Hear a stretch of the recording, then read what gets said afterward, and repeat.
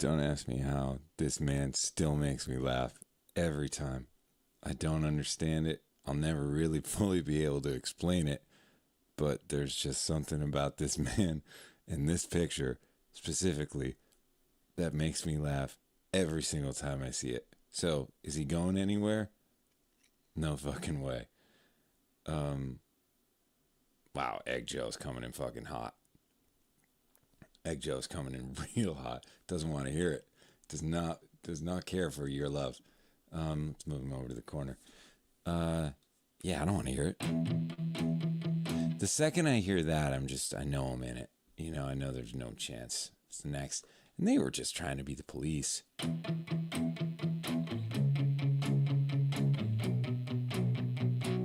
You know? It's a high song. The cover bands that do that song, it's usually a female vocal or the bass player. Somehow the bass player always has the highest voice. It's like ZZ Top always blew me away. It's like you got Billy Gibbons. It's like, so soon, so soon.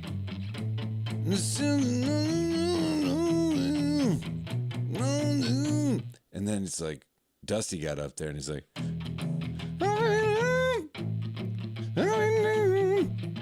Texas.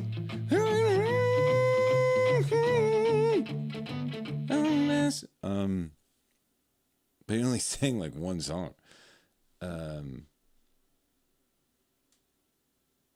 Anyway, so Night Hawkin here. I shouldn't assume that you can hear the guitar. Can you hear it?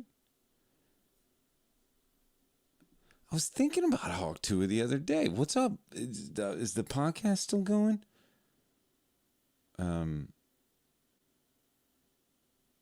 Is the I mean, she was 1459. Sugar Ray. Do I have it? Maybe. Yeah, I have it.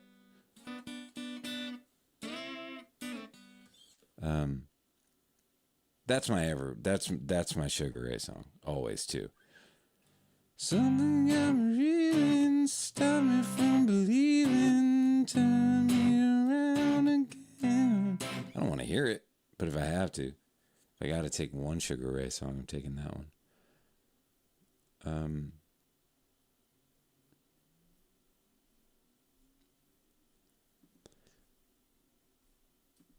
You fucking said it, man. And I'll tell you what, I was really tired. I had a long week. And I was gonna go to the fucking Pixies show. Pixies, Kurt Vile. I didn't fucking go. Because I was tired. I was fucking tired. You know, and I was like, well, the Phils. And then I was watching the game. Schwarber hit a fucking dinger. And Schwarber and Harper went back to back. I was like, I'm tired. My back fucking hurts. Because it always does. And I'm like, I don't want to stand for 2 hours. I really want to go to this show, but I don't want to stand. And I know someone that worked at the venue, and I hit him up. I'm like, is there any accommodations? And he's like, no, there's no accommodations. I was like, I didn't think there was. Anyway. And then the Phils fucking blow it. So anyway, I fucked that up tonight. But I couldn't. I just didn't have it. The back wasn't giving it to me tonight. Cowgirl in the Sand? Of course.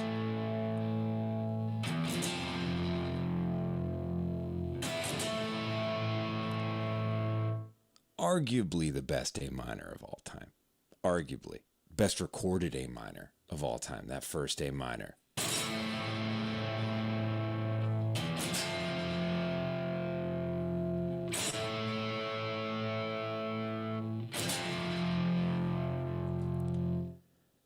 Then right after that, what kind of makes it? The bass line. Because it goes.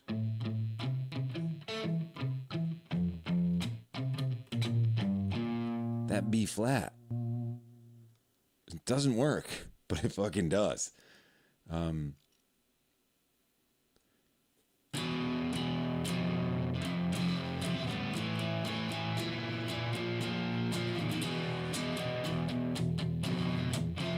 Don't rub it in. I mean, now, and then I was just listening.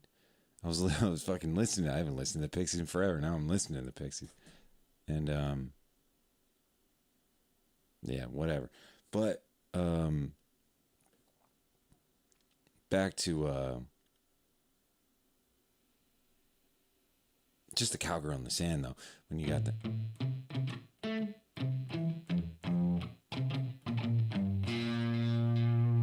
That's a fucking very strange, interesting choice, and it's the best. It's the coolest thing. Hold on one second. What's up, Josh? How's it going? I've been all right. Where have I been? Here. Philadelphia most days. Doing some stuff, though. I'm up to something. What are you up to? Where you been? Oh man, McSlurp's coming in with a heater. I'll partake. I'll get in the game. And it's late too. I didn't start off a root beer person. I was a cola guy. I had this conversation at dinner tonight. I was a cola guy, and then I had a Sprite as well. In my soda drinking days. Then a lot of Coca-Cola. Always Coca-Cola. Maybe some RC here and there. Never really liked Pepsi. In fact, I would say no. That was my question at restaurants. Coke or Pepsi? If they said Pepsi, I said water. And then I don't know, 30, 35 root beer. I was like, oh, that's interesting. And now it's a couple root beers a year.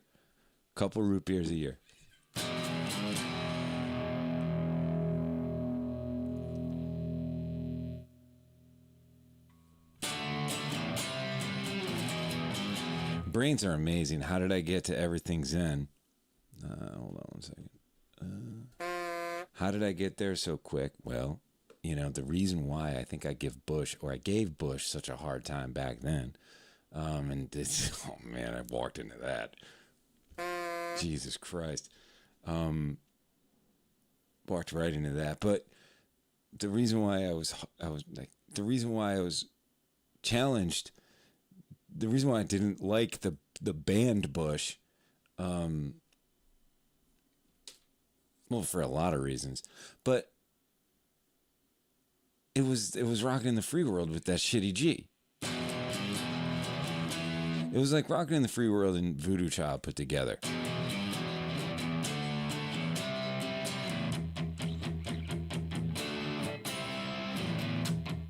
I came out like this, you know what I mean? I was like, wait a second, I know that riff. And then that's also, you have to realize that Bush was mostly ripping off Nirvana, even though they'll say it was the Pixies. It was, even though I have softened on Gavin Rossdale a little bit. That's what time will do. That's what time will do to you. But he loves when people are like, no, we were all just ripping the Pixies. Dave's holding on to that resentment. So is Tim. The lyrics were real bad. So, point is that in 1990 fucking 4 or 5 or 6, whatever, whenever they did 16 Stone, they would have recorded it. That was very British of me. Said they would have recorded it. We would have recorded that 94. Sorry if you heard that gulp. That was Pearl Jam played with Neil at the MTV Awards. So then,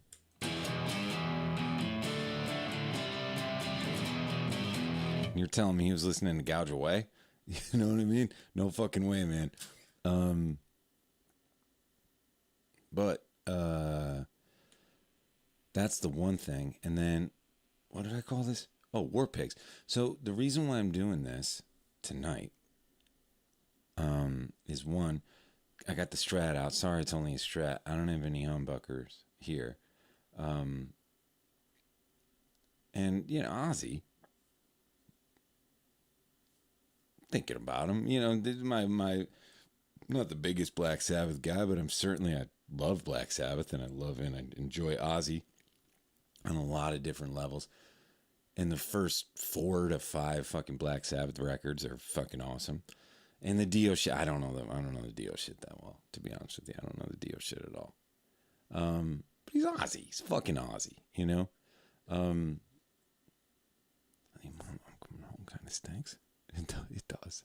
I mean, it's in the Wanted Dead or Alive camp. I think I would take it over Wanted Dead or Alive, actually. But then Mr. Crowley, in the mid-90s, was talking about that at dinner today, too. Don't think that he didn't write a song called Perry Mason in 1995. So here I am thinking about the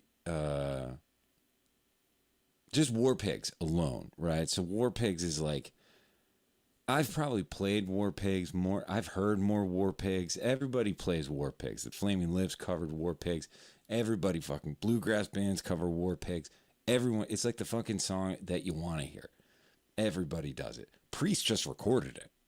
There's a Judas Priest, a new recording of War Pigs, Judas Priest.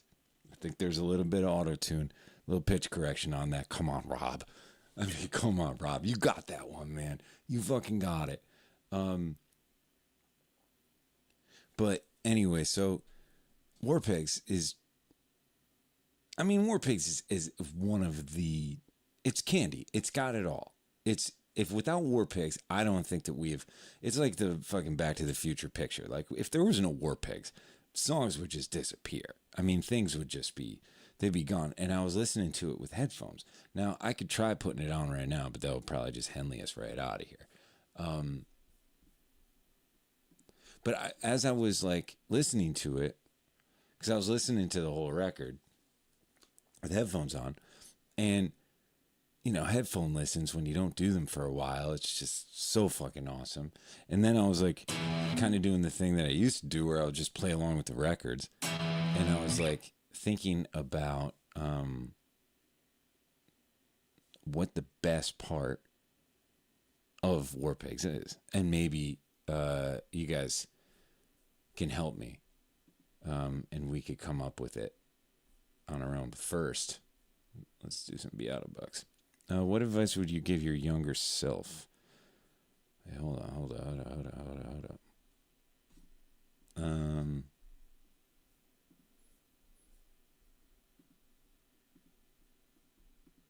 Can you see that? Let's see.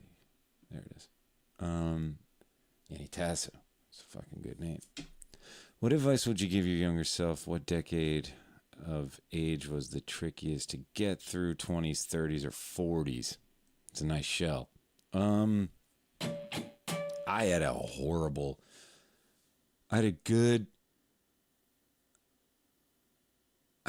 pretty good run until I was 18. Don't get me wrong. I mean, there's a lot of family stuff and all that shit. Everybody has it. I mean, growing up and everything like that. For the most part, my childhood, I remember as being pretty good, pretty happy. You know, it's definitely did a number. I mean, there's no way you're watching these videos or you're living this life without a number being done. And a number was done, as they will all be on all of us. But then, if you watched any of my videos, I often talk about one bourbon, one scotch, and one beer.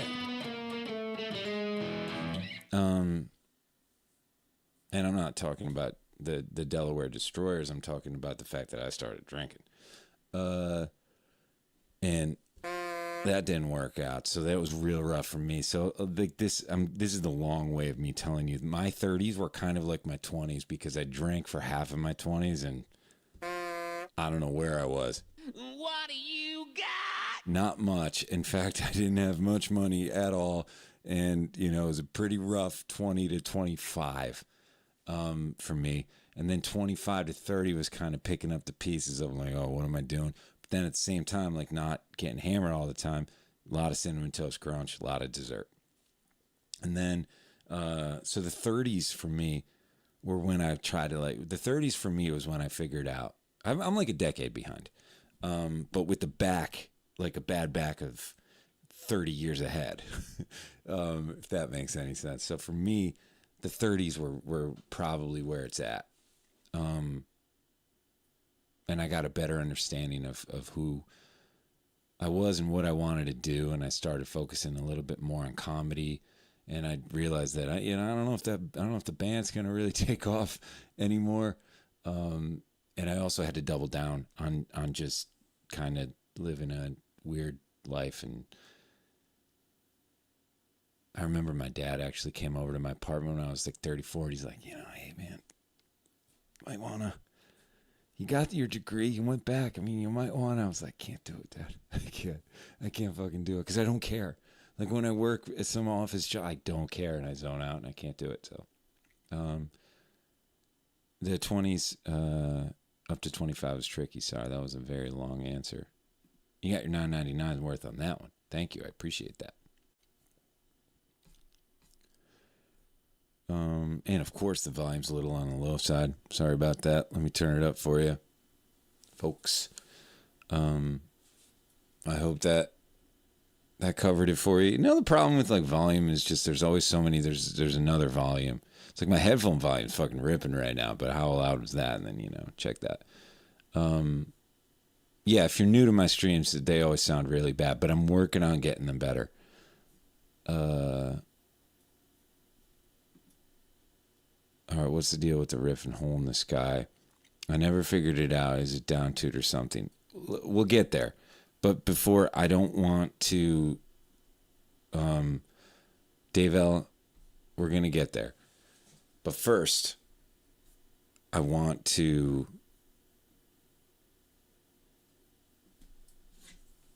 Indiana Jones. Okay. I want to figure out and how I'm going to do a poll with how we're going to like name these parts. Okay. This is probably going to take like 20 minutes, half hour. Okay. You in? Who's fucking in? Tell me you're in. I need to know you're in. This is probably going to take a little while. We're finding out what the best part of War Pigs is. It could be Ozzy. It's probably not Ozzy. But like every part is awesome. You know what I mean? Every part fucking rules. Tell me you're in. I need to know it. And we're going to find out what the best part of War Pigs is. God, I wish I could play it. It's definitely going to Henley us. But I mean, just listen to it a little bit.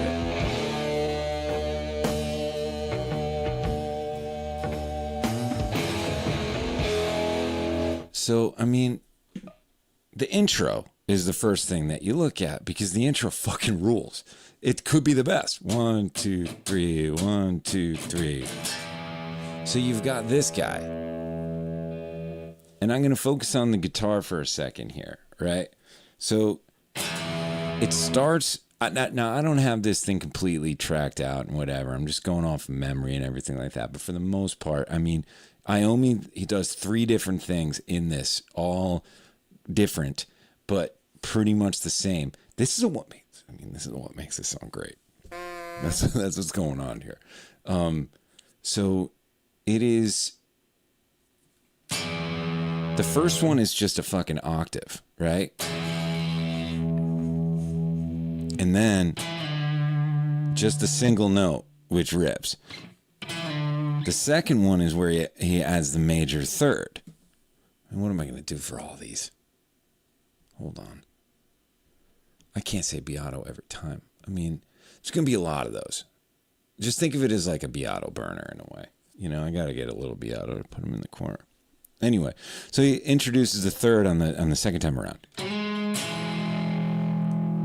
Which is, thirds are happy. So it's like in this sinister band called Black Sabbath, we have this major chord. And that makes it fucking rock harder, actually, than the power chord. Like, we're not at the power chord rocks harder than a third, but it's stepping up there. So it's just kind of like... So that's the guitar, and then the guitar does this. Which does a sus. It does a 4. So the guitar rules. But I think what could be better than the fucking guitar in the intro is the bass.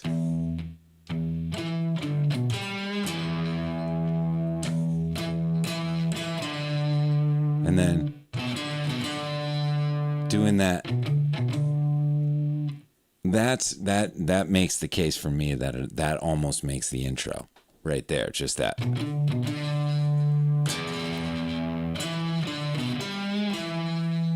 kind of fun talking about like good parts. That's what these guys get to do.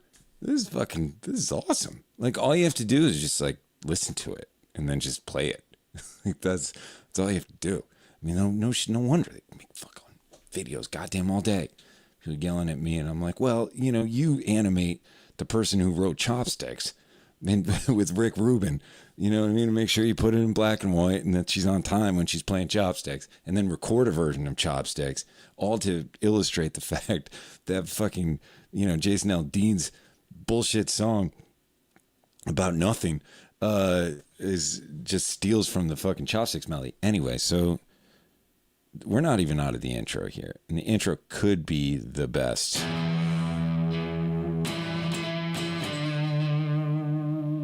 So the first one, now check this out. So my favorite part of the intro isn't the guitar, it's the bass.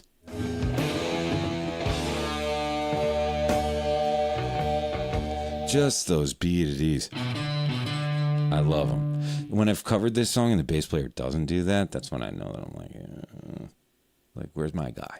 Where's my fucking guy? You have to. You need the...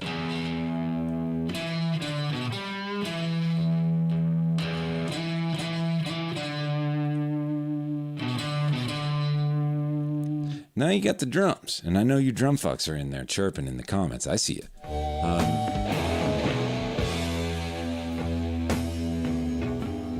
We'll get to Ward, but I mean, I feel like this is Geese versus Tony right here. And the fucking siren comes in. I mean, let's not fucking, What do you got? let's not forget about the siren.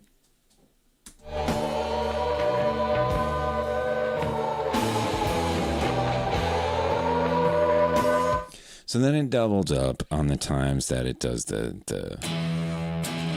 and we're still doing thirds. Tony's, those are all thirds. And thirds, again, like I said, are the major sounding notes, right? It's the major interval. So it's the do, re, mi, and it's the 1, the 3, and the 5 make the major triad, and the 1 and the minor 3 and the 5 make the minor triad. That's a minor triad. That's a good part of Reaper. Come on.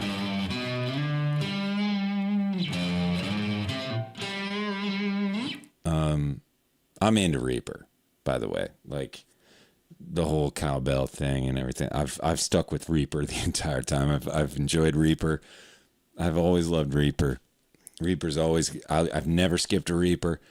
I'm taking every Reaper I can get. I enjoy a Reaper. But back to War Pigs, because we're getting to the big part. We're getting out of the chorus, or out of the intro, and we're on the. And then here's the difference though. When it gets to the big burner.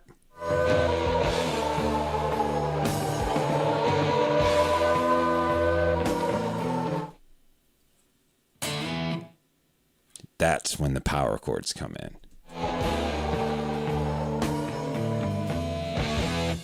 So we haven't heard a power chord until that. So the whole time he's hanging on that major sound.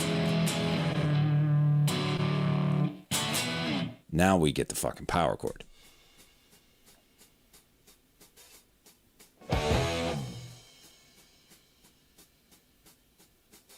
In the days of my youth. What came first again? It doesn't matter. Fuck it. Doesn't matter. Now we're at the hi-hat part. And we're at this part. I mean, this part fucking is this part. And this part's fucking amazing. Generals gathered in their masses, just like witches at black masses. I mean, that's a good... generals gathered. So you got that melody over that. And the melody... I hear a third in there.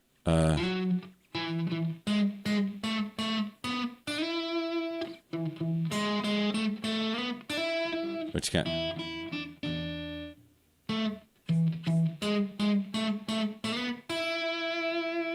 So he's got the major third in there of the E, making it sound nice. Generals gathered in their masses. Generals gathered in. This is really all you do.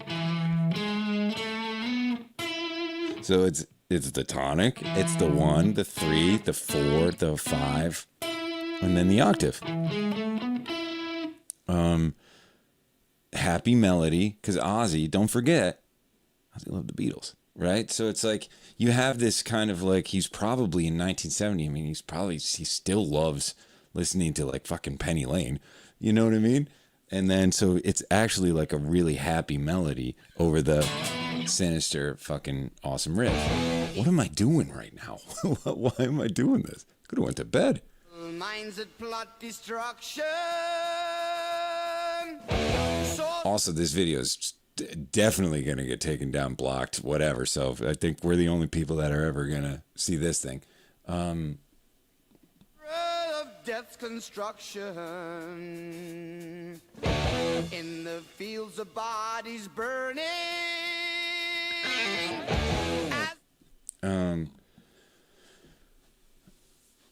So you got your first, and then these guys are important. You got to have them. Don't get me wrong. Machine keeps turning. This is Ozzy. I mean, this is fucking Ozzy. Ozzy's making this part for me. Like, not like the. I mean, you want that. Death and hatred to mankind. This one's good. Poisoning their brainwashed minds. Oh, Lord, yeah. I mean, that was Ozzy. So this is Ward versus Ozzy. So the intro was Geezer versus Iommi. And I think I'm giving it to Geezer. Who, the bass on the intro, I mean, the guitar is fucking awesome. Don't get me wrong, it's not. But if someone asked me like, hey man, we need some, and I'm not surprised. I wouldn't be surprised if they didn't do this at some point. Like, you know, every time that somebody, the band related or in that camp world goes down, it's always pulled into Nazareth. I was feeling about a half past dead, and Chris Robinson's waiting in the wings. He's got the crazy Chester, you know, and they're all just waiting for their time. And then they come up and they get to sing on the microphone, and Jackson Brown's there, and his hair looks like his hair, because it always does. It might be the most consistent thing that's ever been on this planet. But every time that, like, you know, one of those guys goes down, or ladies goes down, they pull out the weight. You got to bring the weight out. And anytime some rocker guy goes down, it's always fucking pigs, right? So if anyone ever called me, not that they would, to play, like if they separated War Pigs with instruments as opposed to like the weight with vocals and shit like that, and they were like, hey man, we've got the intro slot and we've got the solo part at the end on guitar. What do you want? I'm like, I'm taking the bass. Give me the bass on the intro. Like, it'd be more fun to play. But then at the end, I would want to play more of the solo kind of shit. Yeah, they are. We got no band. There's no band. There's no fucking band. Garth was the last one. Unreal. Okay, so we are getting into what might be. So the verse is Ozzy, and that part fucking rules. So right now we're 2 for 2 on parts that rule.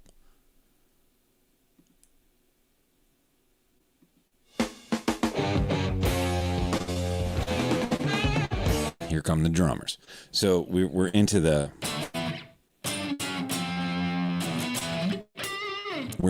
now. So here come the fucking drummers. Go ahead. Do it, drummers. And it's Ward, right? So, which is a fun fucking lick. It's awesome. And that's when your drummer gets to do the drummer shit, which is fucking candy. This whole song is candy. Everybody wins. Everybody fucking wins on this song. Because no matter what, like, even if you're more of a Ringo drummer that can't do fills, like crazy fills or anything like that, you could still like you can have fun doing it. And then when you got a ripping drummer, they can machine gun the fucking thing if they want to. So that's this part.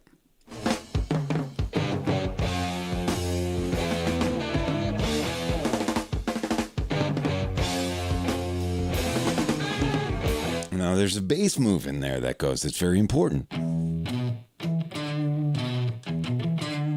So I think it's on the third time. Which I hate giving everything to the Beatles because I'm such a fucking homer for the Beatles. But like, I mean, I'm not a homer. I'm not from Liverpool. But I mean, it's just, I'm the Beatles did it first kind of guy, but they didn't always. And I recognize that. I do know that. But like at the same time, there's the line in She's So Heavy, which is the bass line in She's So Heavy, which fucking rules.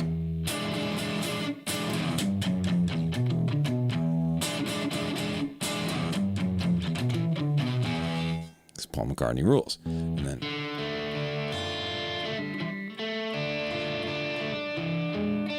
then you can't tell me they didn't fucking love that song. So, you know, there's a good chance it's the year before this that like that maybe you pick that lick up there, but it's a pentatonic bass move, so I'm not saying that. Okay. We're coming up on my favorite, what I think is my favorite part, but I don't know. Oh, I mean, come on.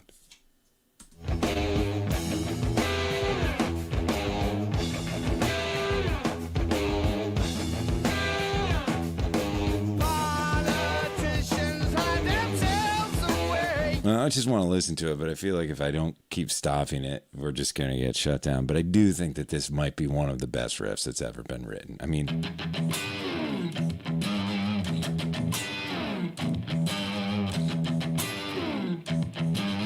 it's one of the most satisfying riffs of all time.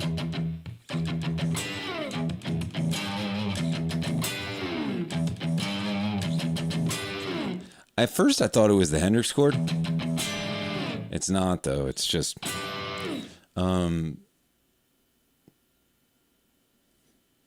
that's going to be tough to beat.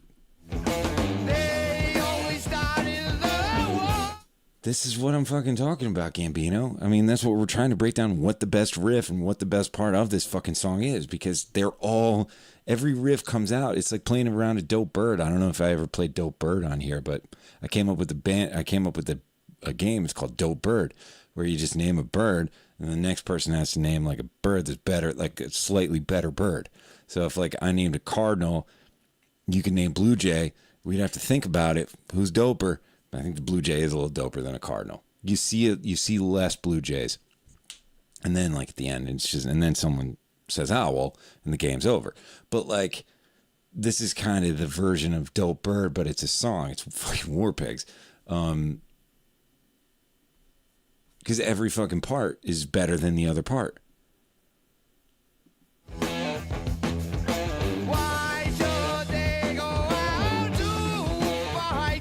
So this riff again, so we have...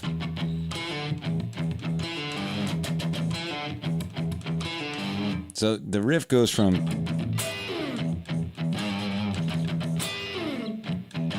Politicians have themselves away.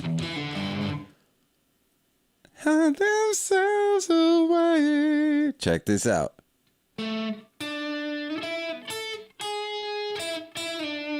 Who's showing up again? The fucking major third. Which is like, it's like the happy note over the sinister riff. And that's kind of like the secret sauce, I think, of a lot of Ozzy's melodies. And a lot of like Sabbath is that there are the major notes sung over. Now this goes on to get very, very, very, very abused. This move of a like a power chord with like a major resolve is like kind of like where Wes Scantlin, Puddle of Mud, and like those people took that move, and it's like I did it in Tortured Agony. It's like the number one you hear, like a major. So now it kind of turned on me a little bit. But at this time, doing that, it's fucking awesome. And it's still a good move.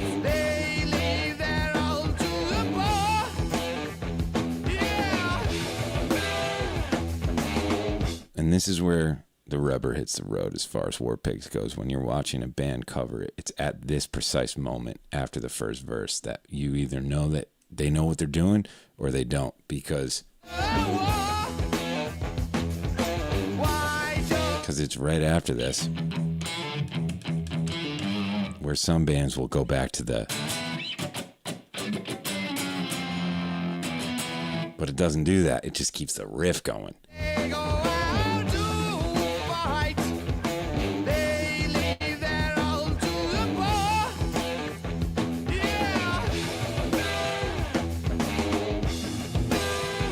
Which is so fucking awesome. They just keep it rocking instead of doing that. So you wait to get back to that. And just going back to this riff could be the best part of the fucking song.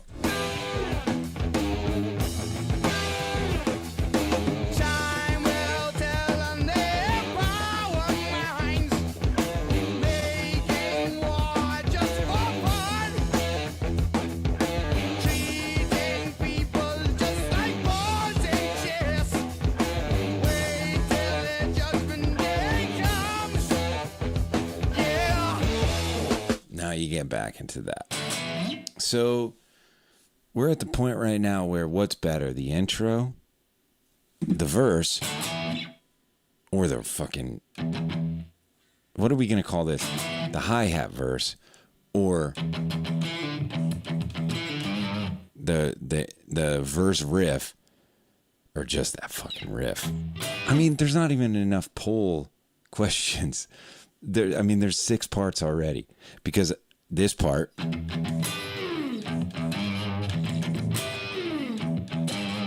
I think that's my favorite riff. I'm just going to go on the record and say that that's my favorite riff. This one. I like it better than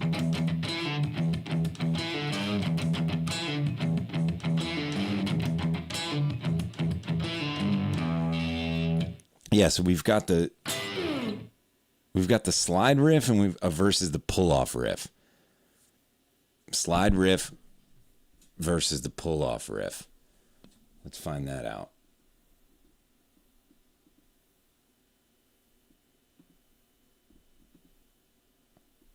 Okay, so we're going to do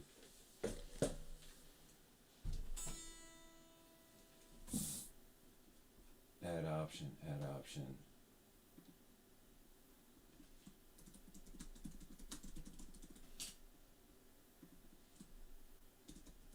Intro.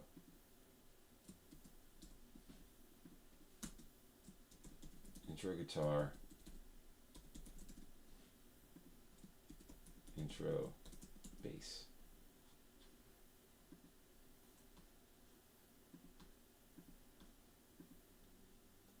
Throwing this one out there.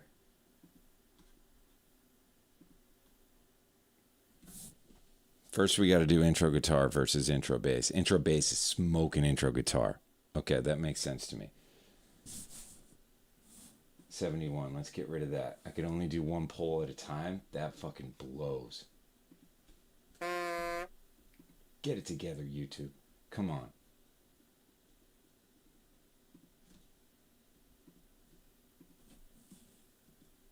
And now we're doing slide riff versus pull off riff.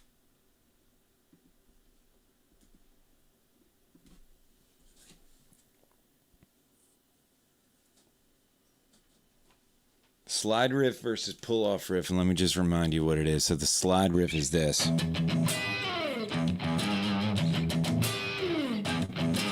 And the pull off riff is.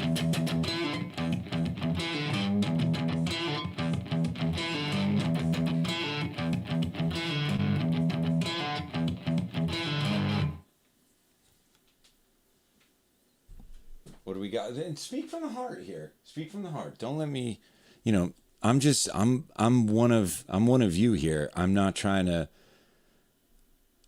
figure this out for myself. I definitely know the answer that I'm a bass. I'm a bass. I think bass in the intro, and I think that the fucking slide riff is better than the pull off riff. And it looks like it's a battle. No, slide riff's taken at 62 to 38. But again, close. We're close. All right, now we're moving into the solo section.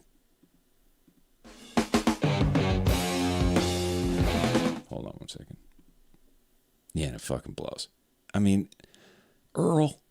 Take it to Earl. I mean, come on. And it's low in the mix. Like, what are they doing?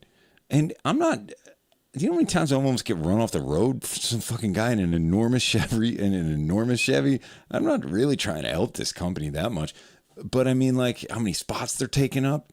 I mean, in Philadelphia. Yeah, you love watching those commercials when there's suspensions going off all those rocks. I'm like, you're going to fucking Staples. You know what I mean? And you're waiting in traffic to get there. Yeah, it sucks. It's a nightmare.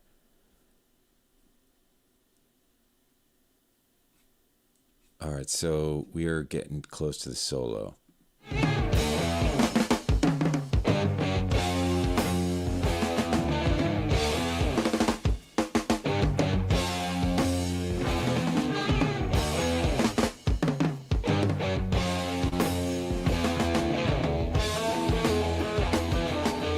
Okay, so you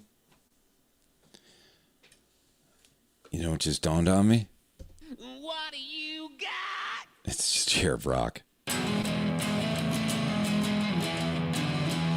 Every Smashing Pumpkins song on on the fucking Siamese Dream.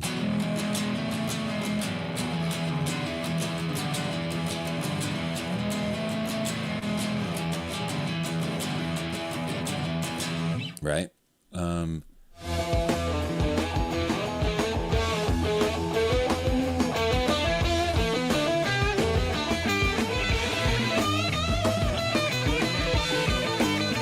So he's got the two guitar tracks happening. He loves bending the root. Where the root is when you just take like the E, so you're riffing on an E. Here's the note. And when you bend that E, it's like you bend up into a 9. This is really okay. But that's what you do. And he loves doing that. And then I think that's the Iommi. There's the page. The Iommi's just it's almost like a Chuck Berry-ish kind of thing. Does a lot of those.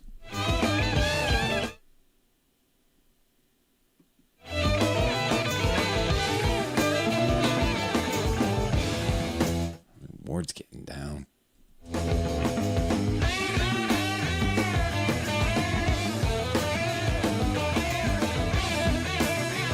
Bending more of that. So when you hear that, it kind of gives you that like almost like a, not so much of like an Indian flair, but like when you hear it, it just kind of sticks out. Famous like bending the root solos are like, that's one of them right there. Like the end of I think, what is it, the end? There's one in Stairway as well. They're all over While My Guitar Gently Weeps.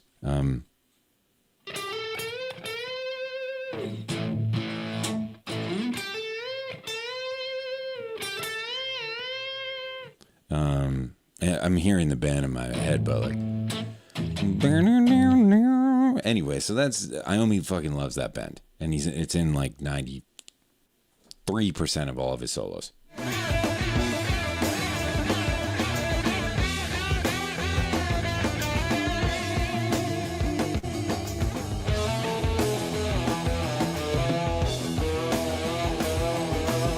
I think I gotta give that part to Geezer though. Like, even though I love the solo, don't get me wrong, you get that, and you get the, and you got that. I mean, there's really nothing to like this is very like the Corgans.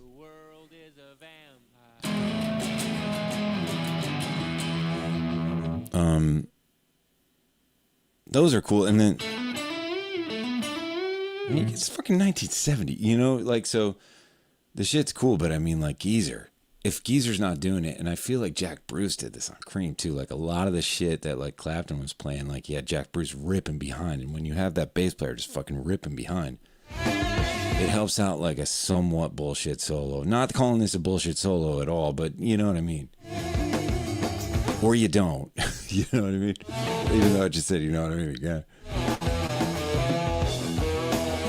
That move's really fucking cool. Footloose is it.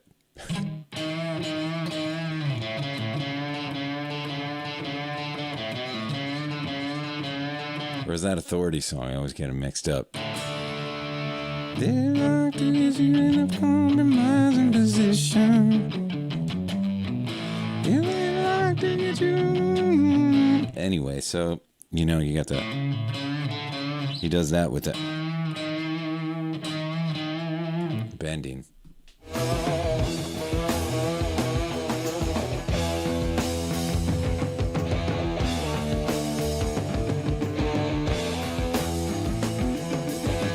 Yeah, I mean, Geezer's ripping that. I gotta give that solo section. Solo 1, I gotta give it to Geezer.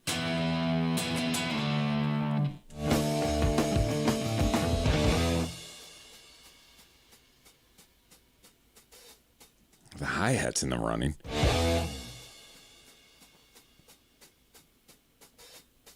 Now in darkness, world stops turning. Ashes where the body's burning. No more war pigs have the power. And does God This is how this started. I was just sitting here playing along with Black Sabbath. Day of judgment, God is calling. Underneath the war pigs crawling, begging mercies for the sins. Satan, sorry to cut it off. Nothing spreads his wings. Oh Lord, yeah.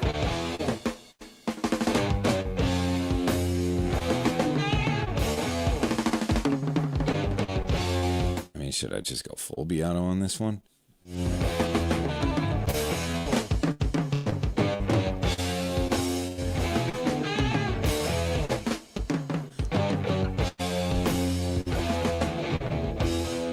Okay, so now we've got another contender entering the ring.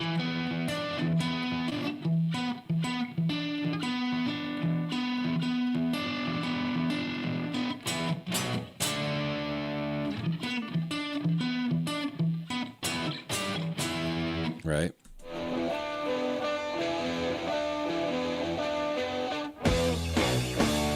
I mean, this is like a fucking band's, like, you wish you can just write that riff to make it a song.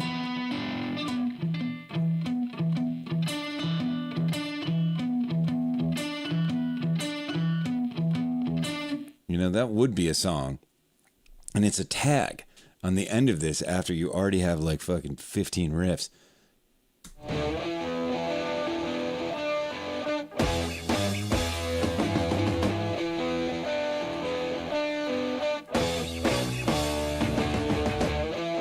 That's one. He does that, right? He does. Right.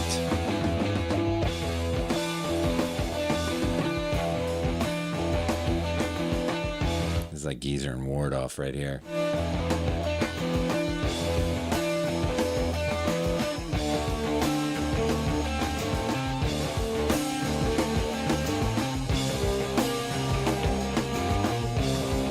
Now you know where this is going because you know where it's going, but like that's up there. And now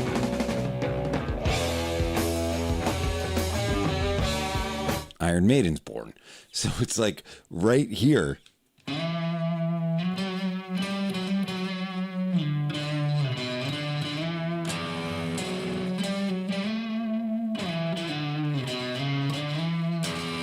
You know?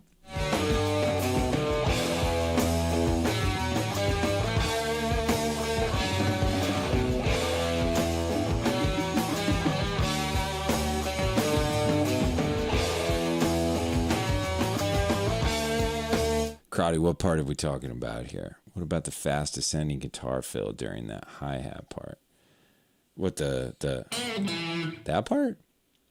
The on the hi-hats? In the darkness, there's one of those. No more makes at the battle.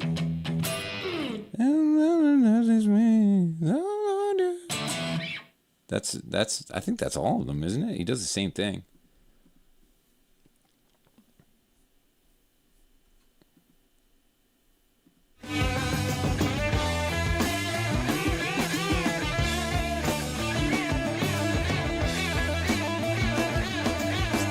It's the Iommi note. A lot of that Iommi note.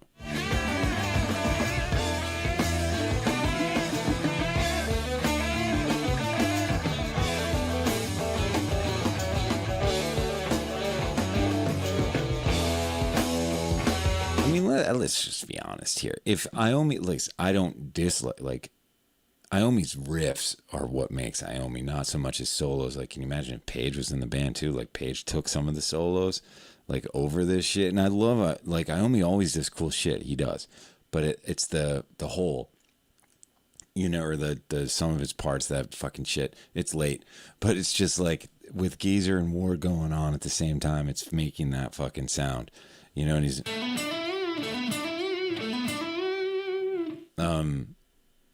just a riff man. I mean, the just fucking riffs that he came up with, ridiculous. Which makes me think of makes you think of Keith. Like, just, you know, Keith came up with. Well, I'm not in the right tuning for it.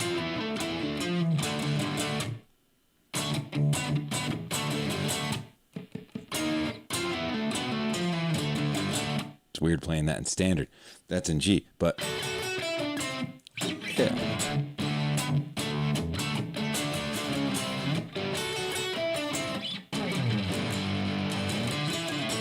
But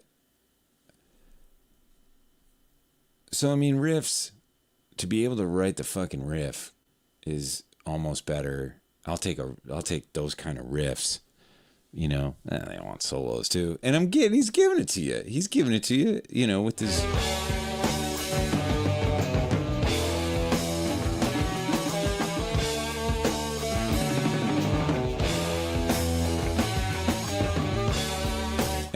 And I'm glad it doesn't do it, but like, I'm not, because I always kind of wanted it, but like the full, to like make this part full made, and every time I've always played it, I always bring in the.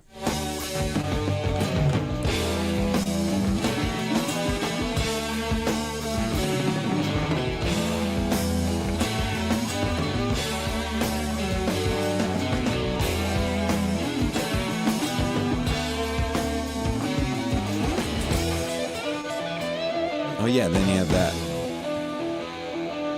And that's when you really know someone knows how to play this song.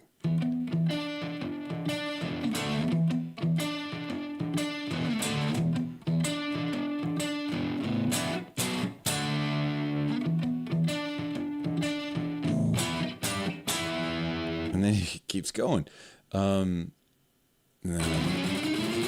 Days in the Life at the end.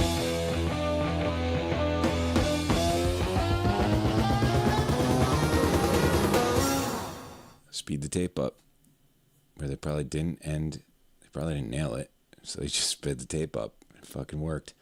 So yeah, you guys needed me to tell you about War Pigs, right? It's good. War Pigs is good. And you know, R.I.P. Ozzy. I did a thing where I might post this video, I might not, I'm not really sure, but I posted a Fairies Wear Boots, just live Fairies Wear Boots, yesterday or 2 days ago, after the news came out, and it got taken down. So, I mean, this live stream doesn't fucking stand a chance. But yeah, you heard it here. War Pigs is good. What's the best part of War Pigs?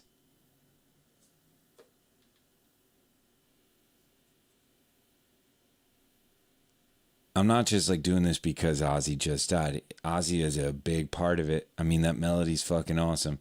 Throwing in the I'm telling you, throwing the majors over those riffs, like, you know, he's like,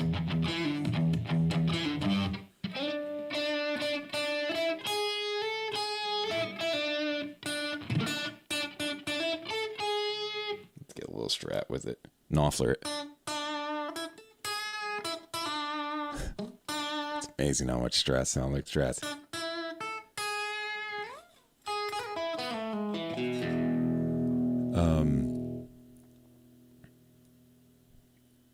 Oh, wait. We could really Knopfler it. Right.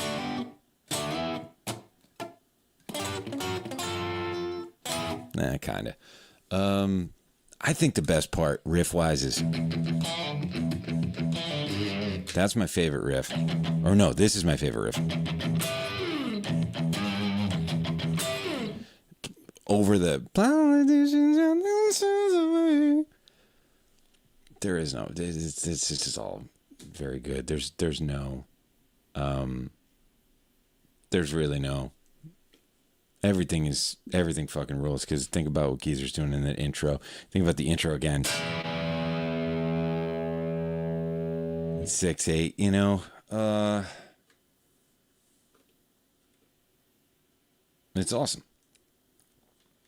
And then you had that, and then you had this, and then you had that, and then you had that, and then there's fucking rat salad. Forget about rat salad. And then Boots, you know, which might have the best riff of all time in it when it goes. So, but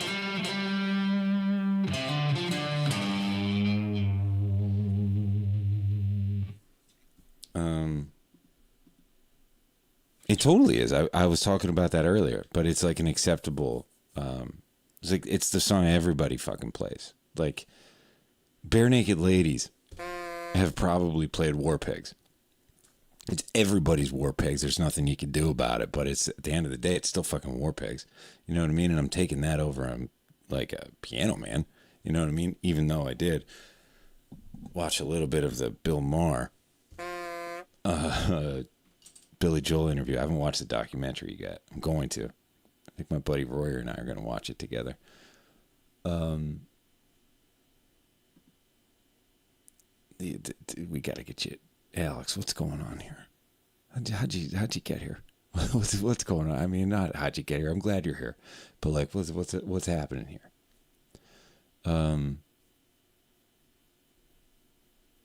Yeah, I mean, we could probably.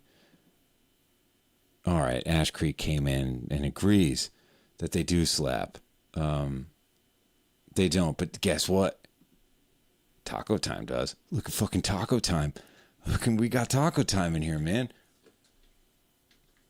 I keep telling people, you come into these fucking live streams, man. This is we got the people. We got Taco Time.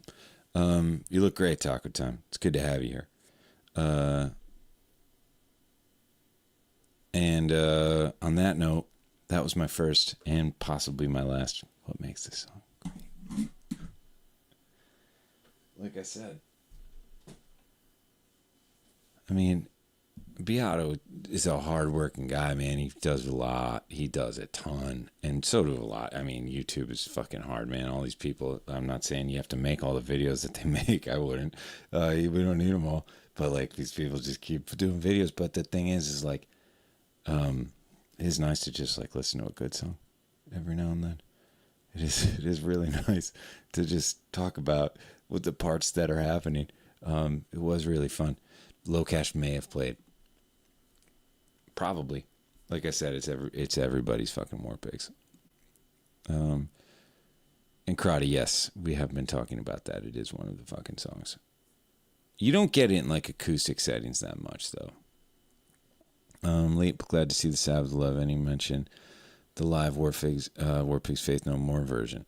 Yeah, like I was talking about the Flaming Lips version before. We were talking about pretty much all of the versions. I think their version has the harmonies in there, which I'm not. I feel like they take away. I think I talked about that in the Kravitz Bowl. I still don't know what that is, but I just wanted to get to the Beato chats. All right, that's it. I'm going to wrap this one. This is going to go over to the Patreon until it gets shut down, which it definitely will. And then speaking of Patreon, who said that tomorrow is another installment. Tomorrow night is another installment of What Makes Your Song Stink. Do I have that? I wrote a terrible theme for that.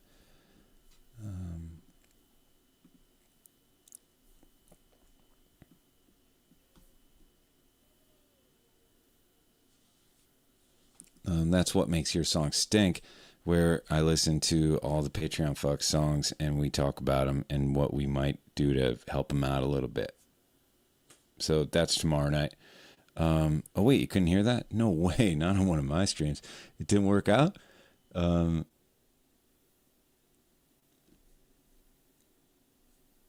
did you not?